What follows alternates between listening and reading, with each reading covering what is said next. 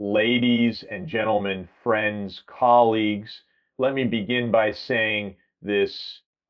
We are living through a moment that historians will one day look back on as a turning point in the global balance of power. The title before us, China warns U.S. on Venezuela power shift exposed, is not just a headline. It is a mirror reflecting a deeper truth.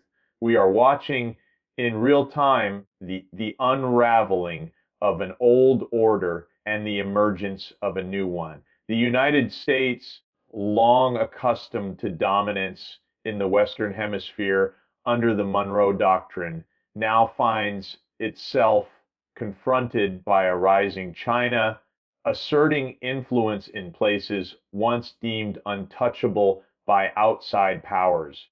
The question that ought to grip every policymaker and citizen alike: how did we arrive at a point where Beijing, not Washington, is shaping the economic and political trajectory of Venezuela?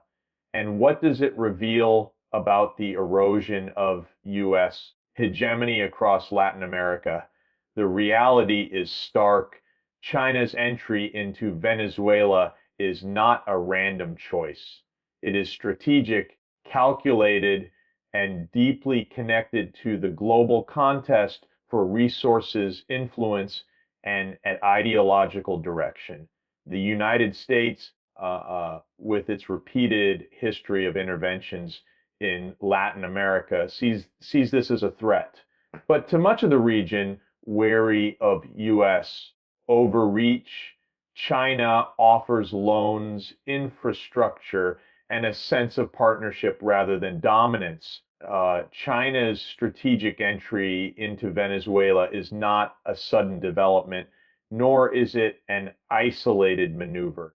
It is part of a carefully calculated long-term strategy that Beijing has pursued across Latin America, and Venezuela represents one of the clearest examples of how China leverages economic statecraft to achieve geopolitical ends. The story begins with oil. Venezuela, despite its political instability and economic collapse, possesses the world's largest proven reserves of crude oil. For a nation like China, whose economic growth depends heavily on secure access to energy resources, Venezuela is not just another partner, it is a critical node in the supply chain of the future. What is striking here is not merely China's willingness to do business with a government heavily sanctioned and politically isolated by Washington, but its ability to transform that isolation into leverage. Where the United States saw risk and chose punishment, China saw opportunity and chose investment. The scale of Beijing's engagement cannot be overstated. Over the past 2 decades, China has poured more than 60 billion into Venezuela through oil for loan agreements, infrastructure projects, and development partnerships. These loans were not simply financial transactions, they were mechanisms of influence, binding Caracas to Beijing in ways that sanctions could never unravel. Consider the symbolism. While Washington cut off Venezuela from international banking systems and blocked access to global capital markets, Chinese firms were building highways, housing projects, and even telecommunications infrastructure. The contrast is stark. One superpower chose isolation, the other chose integration. Which message resonates more with the Venezuelan people? Which path builds loyalty and trust? This dynamic reveals a larger truth about the current geopolitical moment. China is not just competing with the United States on military or technological grounds. It is rewriting the rules of diplomacy in the Western Hemisphere. Beijing's strategy is simple yet profound. Provide what Washington refuses to give. Where the U.S. imposes sanctions, China extends loans. Where Washington talks of democracy promotion through pressure, China emphasizes sovereignty and non-interference. These principles resonate deeply in a region that has endured decades of U.S. interventions, coups, and coercive policies. The emotional hook here is powerful. Latin American nations are no longer content to be treated as Washington's backyard.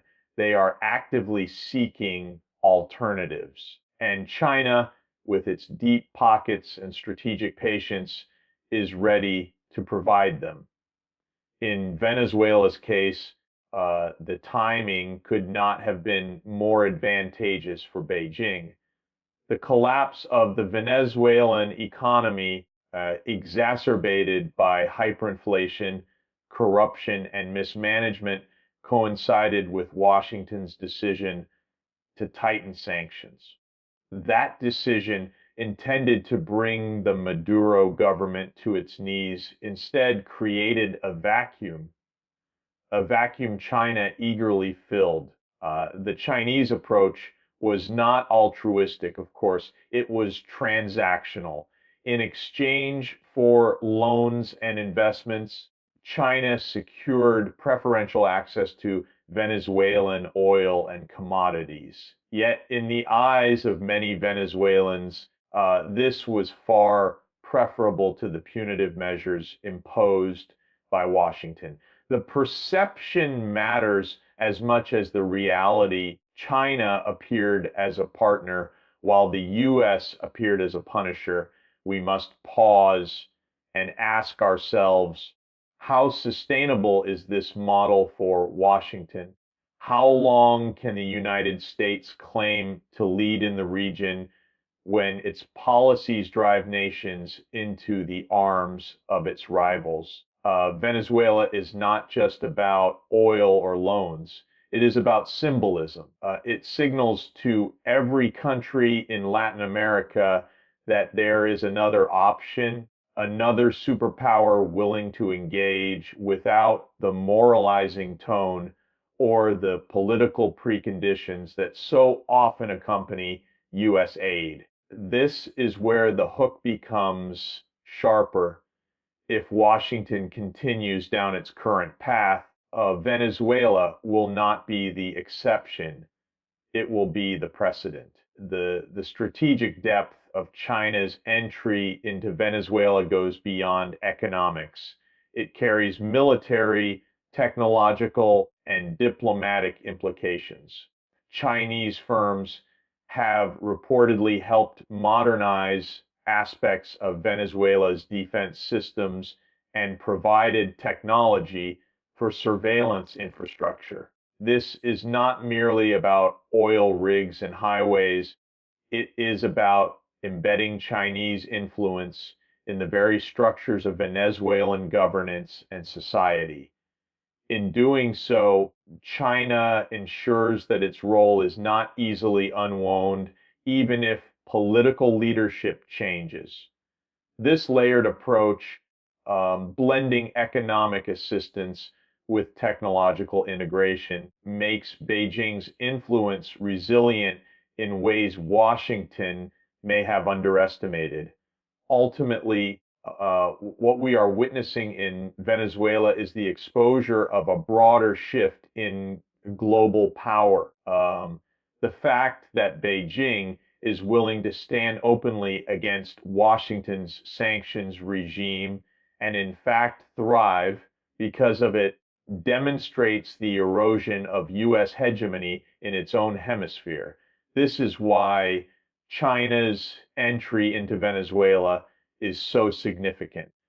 It is not just about securing resources, it is about signaling to the world that the rules of engagement are changing. The United States may still wield enormous military and financial power, but China is showing that strategic patience, coupled with targeted economic engagement, can yield influence in ways that sanctions and threats cannot.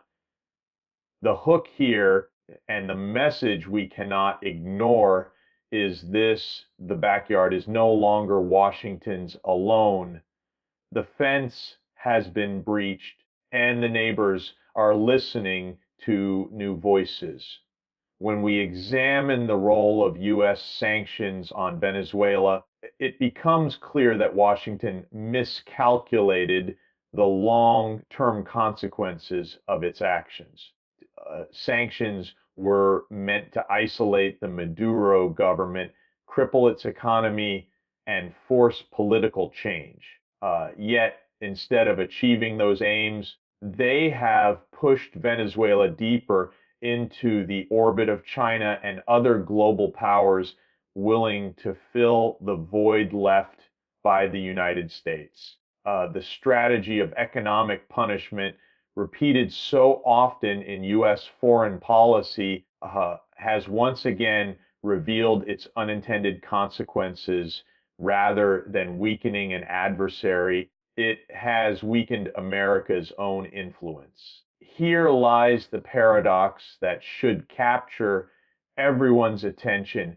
Every time Washington tightens the screws, Beijing steps in with an open hand, reshaping the balance of power in the process. The logic behind sanctions was straightforward: cut Venezuela off from access to capital, reduce its oil revenues, and make governance so unsustainable that the political system would collapse or be forced to change leadership. But what Washington underestimated was Caracas's ability to find alternatives. For years, Venezuela has redirected its oil exports toward China, often through creative barter arrangements that bypass dollar-based systems. While American companies withdrew, Chinese firms expanded their role in drilling, refining, and shipping. Sanctions may have hurt Venezuela's people, causing shortages, hyperinflation, and economic freefall, but they also made China indispensable to Venezuela's survival. And in geopolitics, dependence breeds loyalty. That loyalty has come at the expense of U.S. influence in a region once considered America's exclusive domain. Here's the hook that should unsettle Washington's policymakers. Sanctions were supposed to isolate Venezuela, yet they ended up isolating the United States by refusing to engage and by shutting doors. Washington effectively turned over the keys to Beijing. The more the U.S. punished, the more room China had to expand. It is a lesson in the limits of coercive power. Nations under pressure often look for alternative patrons, and in today's multipolar world, those patrons exist. In the Cold War era, isolation worked more effectively because few global players could defy Washington's dominance. Today, with China rising as an economic superpower and Russia eager to reassert itself, sanctions rarely produce isolation. They produce substitution. For the Venezuelan leadership, this substitution was not just about economics, but survival. China offered billions in loans, often structured as oil-backed repayment agreements, which gave Caracas both immediate cash flow and a long-term buyer for its petroleum. At the same time, Chinese investments in telecommunications, housing, and infrastructure projects provided visible, tangible proof that Venezuela still had powerful allies In contrast, U.S. sanctions delivered empty shelves, fuel shortages, and the collapse of health and education systems. Ask ordinary Venezuelans which power seemed more supportive, and their answers would reflect not ideology, but experience. Sanctions failed to win hearts and minds because they inflicted pain without offering hope. China, whatever its motives, offered relief at a time when Washington offered only pressure. This creates a broader narrative that extends beyond Venezuela. Across Latin America, governments are watching closely. They see what happens when Washington imposes sanctions, economies crumble, populations suffer, and leaders turn to China for rescue. The unintended message is clear: defy the United States, and China will catch you when you fall. This perception, whether entirely accurate or not, reshapes political calculations across the region. Leaders who once feared U.S. Retaliation now consider that retaliation less dangerous because Beijing's safety net looks increasingly reliable. That is a profound shift in the psychology of power, one that sanctions themselves helped accelerate. Moreover, the sanctions strategy has weakened Washington's moral credibility. By imposing broad restrictions that disproportionately hurt civilians, the U.S. appears not as a champion of democracy, but as a punisher of populations. China, meanwhile, couches its engagement in the language of sovereignty and respect, claiming it does not interfere in internal affairs. For nations long weary of U.S. interventions, this language resonates powerfully. It does not matter that China's policies are also self-serving. What matters is the contrast. And the contrast could not be sharper: a punishment versus partnership, isolation versus integration, coercion versus cooperation. The real danger for Washington is not just that its sanctions failed in Venezuela, but that they have become a case study in strategic miscalculation. Policymakers in Beijing have learned to exploit these opportunities, turning U.S. economic pressure into geopolitical openings. The longer the sanctions persist, the deeper Venezuela's reliance on China becomes, and the harder it will be for Washington to reassert influence in the future. The hook, the takeaway that should ring alarm bells in Washington is that sanctions no longer carry the same weight in a world where alternatives exist. They may inflict suffering, but they do not guarantee compliance.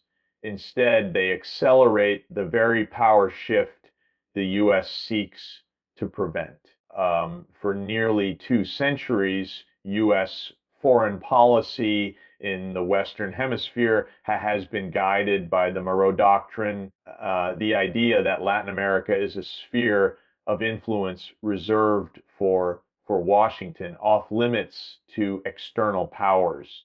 It was a declaration born in the 19th century, but enforced repeatedly in the 20th through coups, interventions, and economic dominance. Yet today, as China asserts itself in Venezuela and across the region, the very foundation of that doctrine is being called into question. The United States can warn, sanction, and pressure, but its monopoly of power in Latin America has eroded. The hook is the Monroe Doctrine, once a symbol of uncontested authority, now stands as a relic of a bygone era. exposed and weakened in real time by the shifting global balance.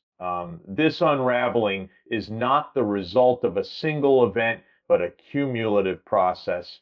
The rise of multipolarity, the failures of U.S. interventions, and the growing appeal of China's economic model have converged to undermine Washington's claim to exclusive authority in its so-called backyard.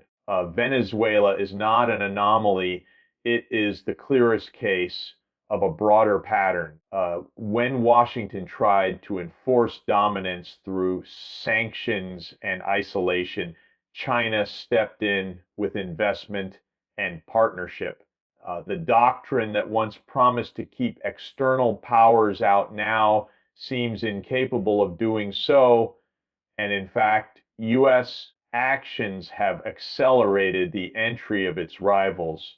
This irony, this reversal of intent, should alarm anyone still clinging to the idea of American hemispheric supremacy. The erosion of the Monroe Doctrine is also deeply symbolic. For decades, Washington could rely on its military and economic superiority to deter outside powers from engaging Latin America. That credibility has waned. The wars in the Middle East, the rise of Asia, and domestic political turmoil have drained Washington's capacity to maintain unchallenged dominance. Meanwhile, Latin American nations themselves have grown more assertive, less willing to accept dictates from the North. China's entry into Venezuela is not just tolerated in many circles, it is welcomed as a counterbalance to U.S. overreach. The very nations once subject to Washington's heavy hand are now inviting Beijing in. What makes this development even more striking is the shifting perception within Latin America. The Monroe Doctrine was never popular among the nations it sought to control. It was seen as an imperial edict, not a protective shield.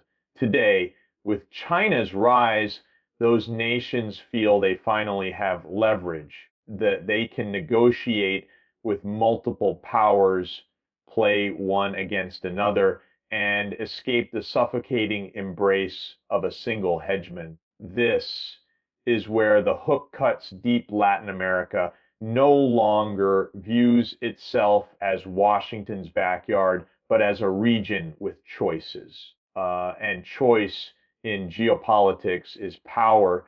Consider the contrast between the U.S. message and China's message. Washington insists on framing its policies in terms of threats, warning nations of what will happen if they turn to Beijing, punishing them when they resist U.S. preferences. China, by contrast, arrives with offers of infrastructure projects, trade agreements, and loans framed as partnerships. The reality of these deals may be more complex, but perception is everything. In Caracas, in Buenos Aires, in Santiago, the appeal of a new partner who does not dictate domestic policy is profound. The Monroe Doctrine's language of exclusion feels outdated when nations are seeking inclusion in a broader global order. There is also a generational shift at play. Younger leaders and populations in Latin America are less influenced by Cold War narratives and more focused on development, technology, and opportunity. They are not interested in being pawns in a geopolitical chess game. They are looking for tangible benefits that improve daily life. China's engagement, whether through 5G networks, railways, aid, or loans, speaks directly to those aspirations. The U.S., stuck in a punitive mindset, continues to speak the language of the past. And here lies the most critical hook key: history will not wait for Washington to adapt. If it clings to the Monroe Doctrine as its guiding principle, it will find itself talking to a world that has already moved on. Venezuela is thus not just about Maduro or oil or sanctions. It is about the visible collapse of a framework that defined U.S. dominance for generations. When Beijing openly challenges Washington in Latin America and finds willing partners, the old logic of hemisphere control no longer applies. The doctrine that once closed the door on outside powers now swings wide open, and the United States lacks the leverage to shut it again. The exposure of this vulnerability is one of the clearest signs yet of a shifting international order. The world is watching, Latin America is deciding, and the Monroe Doctrine is fading into history. We are witnessing the emergence of a multipolar world, and Venezuela is one of the clearest stages where this transformation is playing out. For decades, the United States could act with the assumption that its power was unrivaled, that its decisions would dictate the course of global affairs, especially within its own hemisphere. But that assumption is crumbling. China's role in Venezuela is not an isolated incident. It is a visible marker of a broader reality in which multiple powers are competing for influence, resources, and ideological space. The hook is sharp here. The age of U.S. unipolar dominance is fading, and Venezuela is exposing just how quickly that shift is accelerating. To understand this change, we need to step back and consider the world order after the Cold War. When the Soviet Union collapsed, the United States emerged as the sole superpower. Washington believed it could shape the politics of every region, enforce economic rules, and deploy military power at will. For a time, it succeeded. But the rise of China, the resurgence of Russia, and the growing confidence of regional powers like India, Brazil, and Turkey have steadily chipped away at that unipolar moment.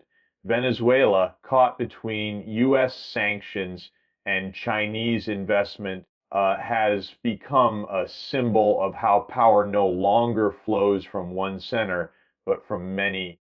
China's engagement with Venezuela demonstrates the appeal of this multipolarity.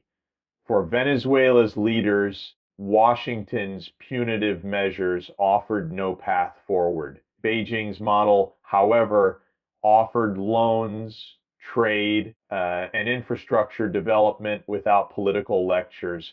Russia, too, played its part, providing military assistance and oil industry expertise.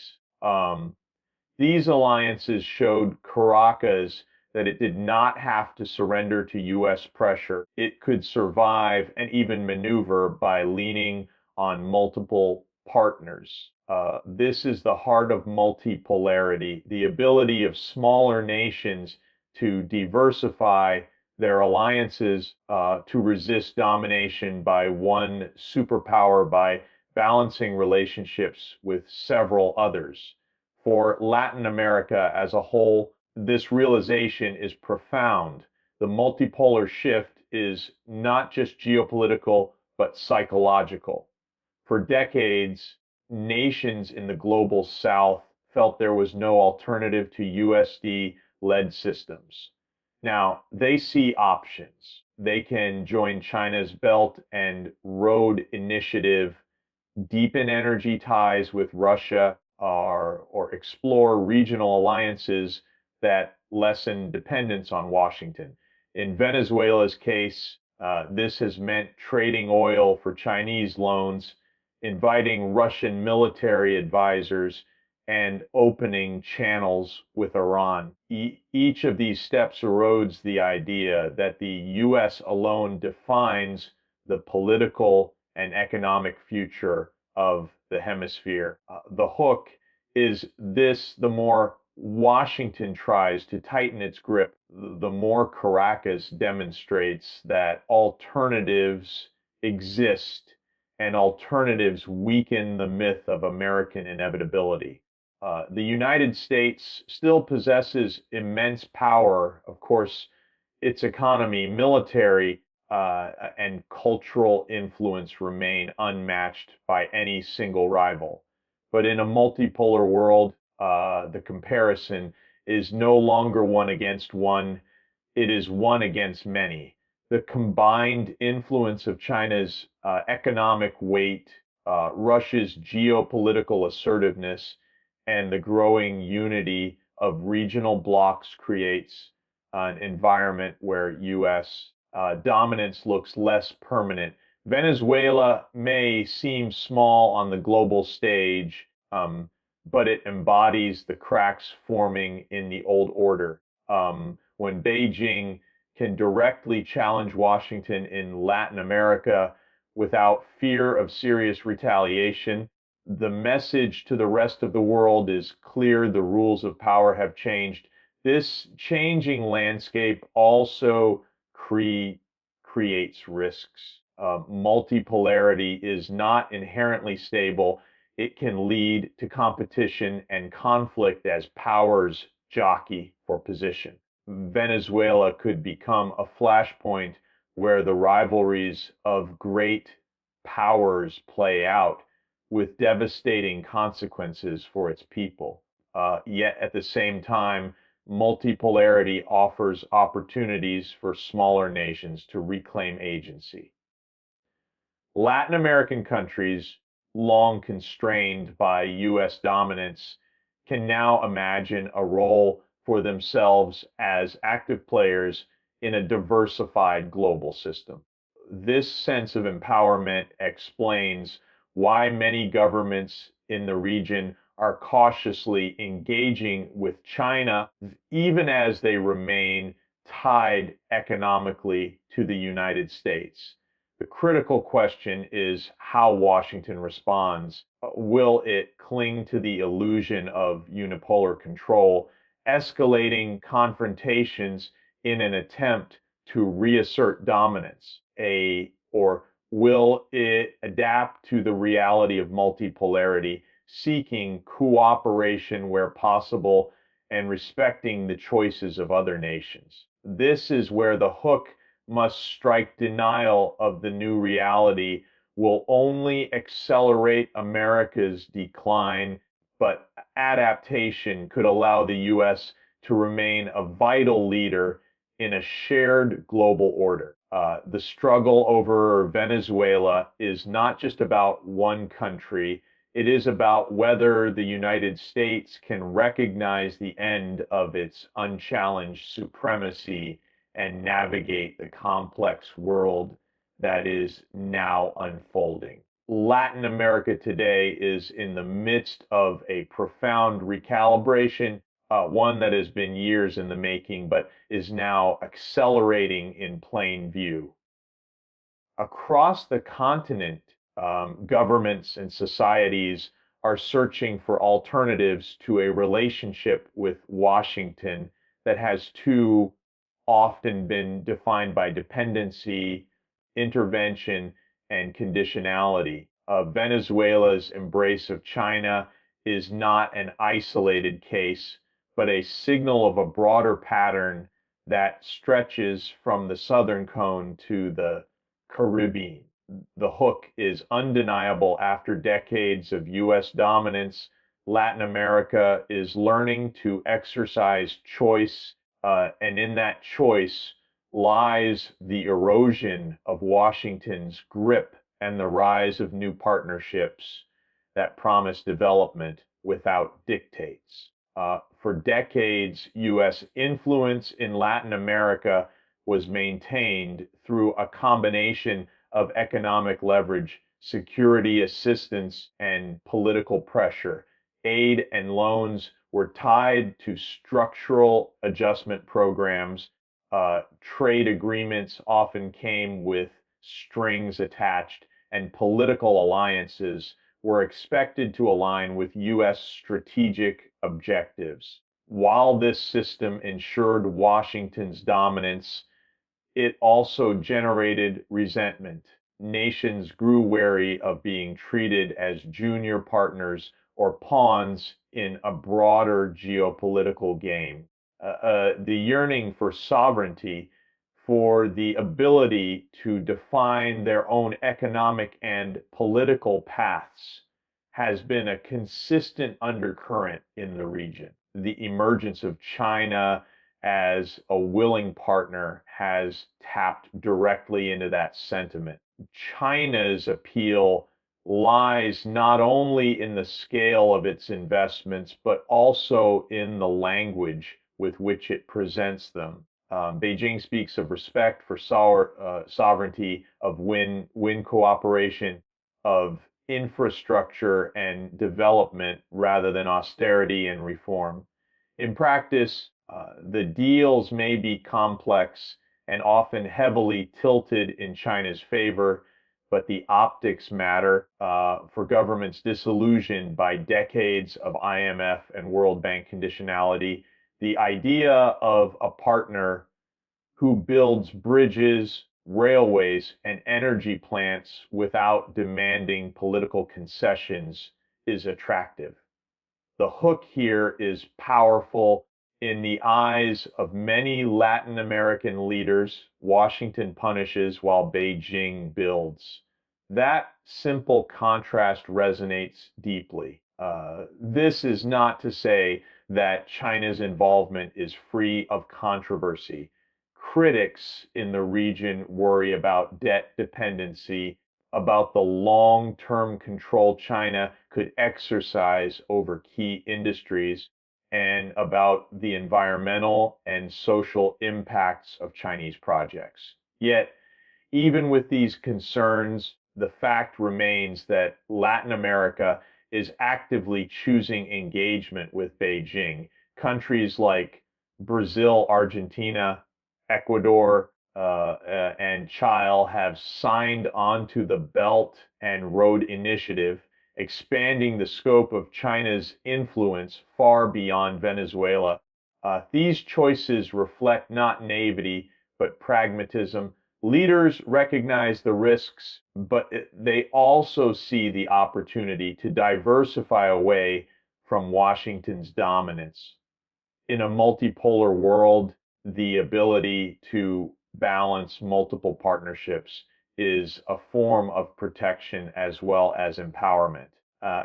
The shift is also cultural and generational. Younger populations in Latin America, connected by technology and globalized economies, are less tied to the old narratives of Cold War alignment. They are looking for opportunities, jobs, infrastructure, digital connectivity that improve their daily lives.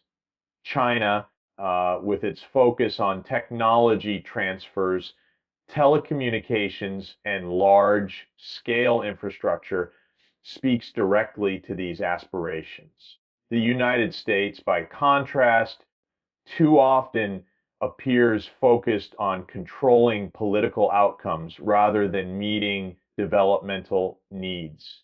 This perception gap is crucial.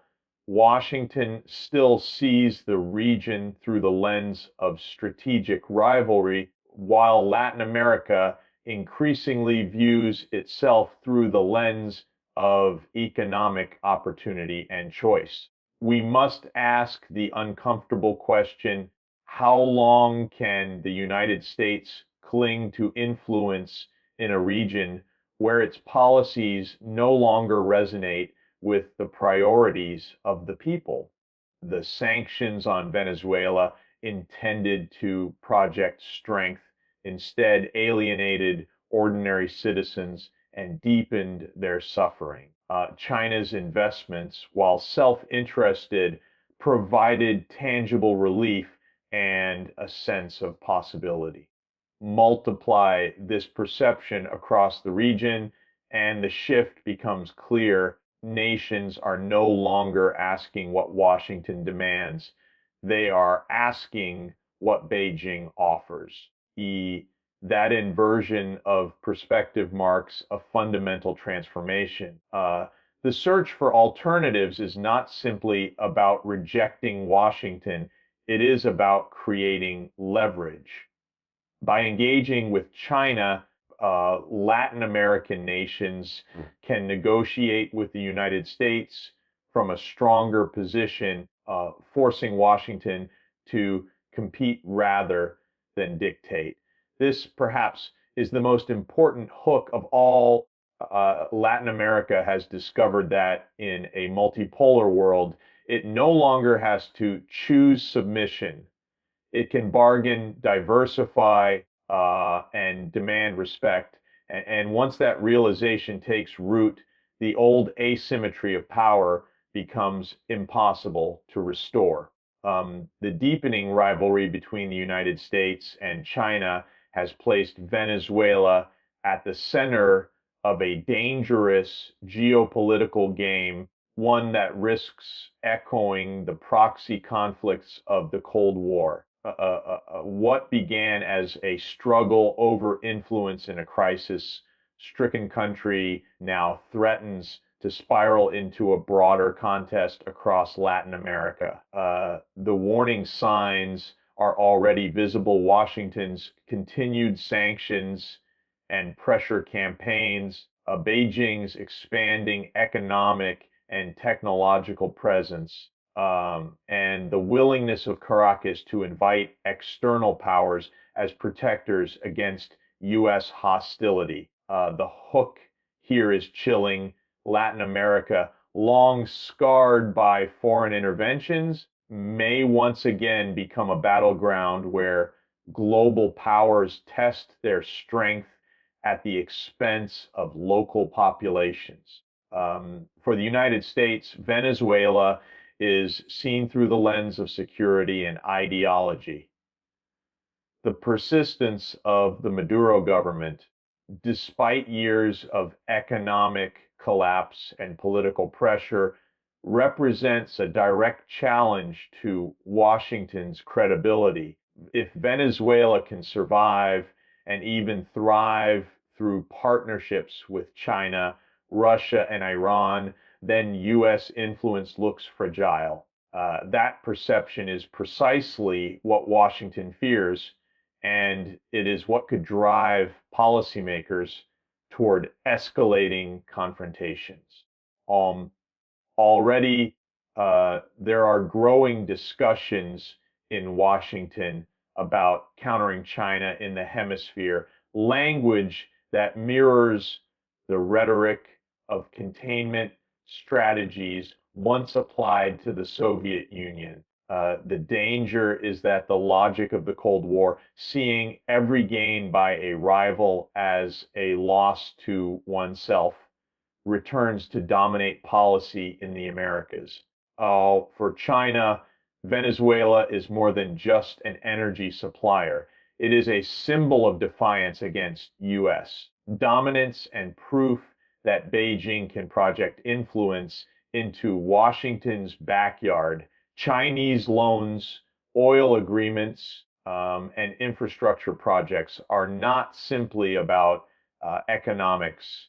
They are about demonstrating that multipolarity is real, that the United States no longer holds uncontested sway even in its own hemisphere. The symbolic value of this cannot be underestimated. Each Chinese built highway, each loan agreement, each shipment of oil reinforces the narrative that the old world order has shifted. And in this narrative, Venezuela becomes a front line in the larger struggle over the future of global power. The real risk lies in how this rivalry plays out on the ground. History tells us that when superpowers compete in third countries, it is often the people of those countries who suffer most. Venezuela, already battered by economic collapse and humanitarian crisis, cannot withstand a new wave of proxy confrontation. Yet that is precisely where the situation seems to be headed. Washington increases sanctions and pressures allies to isolate Caracas, while Beijing and Moscow strengthen their economic and military ties with the Venezuelan government. Each move invites a counter move, deepening polarization and raising the stakes. The hook here is stark. A nation desperate for stability may instead become the spark for instability across an entire region. Other Latin American nations are watching closely, and their choices will shape the trajectory of this emerging Cold War dynamic. If countries like Brazil, Mexico, and Argentina lean further toward engagement with China, Washington may respond with heightened pressure campaigns, dividing the hemisphere into camps of loyalty. That division risks undermining regional cooperation, weakening institutions like the Organization of American States, and replacing diplomacy with confrontation. Instead of building partnerships to solve shared problems like climate change, migration, or inequality, the hemisphere could be dragged back into a struggle of alignments, where every nation is judged by whether it leans toward Beijing or Washington. This is not merely theoretical. It is already visible in subtle ways. Telecommunications contracts, port deals, and energy projects have become geopolitical battlegrounds. Washington warns against allowing Chinese firms like Huawei to build 5G networks, while Beijing promises faster, cheaper technology. Each of these decisions becomes loaded with geopolitical meaning far beyond its immediate economic or technological benefits. Venezuela shows the potential extreme of this process, a nation so enmeshed in the U.S.-China rivalry that its sovereignty becomes a contested space. The danger is that others may follow, dragged into a rivalry they did not choose but cannot escape. The question that should haunt policymakers is whether this path is inevitable. Must Latin America become an arena of great power confrontation once again, as it was during the Cold War? Or is there still room to craft a more cooperative approach that respects sovereignty while avoiding escalation? The answer will depend on whether Washington can move beyond reflexive hostility and whether Beijing can demonstrate that its engagement is not simply another form of dependency. The stakes are high, and the warning could not be clearer. If the USA-China rivalry in Venezuela hardens into a full-blown hemispheric struggle, the region risks losing decades of progress to a new cycle of division and conflict. The hook is as urgent as it is sobering. Unless restraint and cooperation prevail, Venezuela may be remembered not as a nation that redefined sovereignty, but as the place where a new Cold War in the Americas began,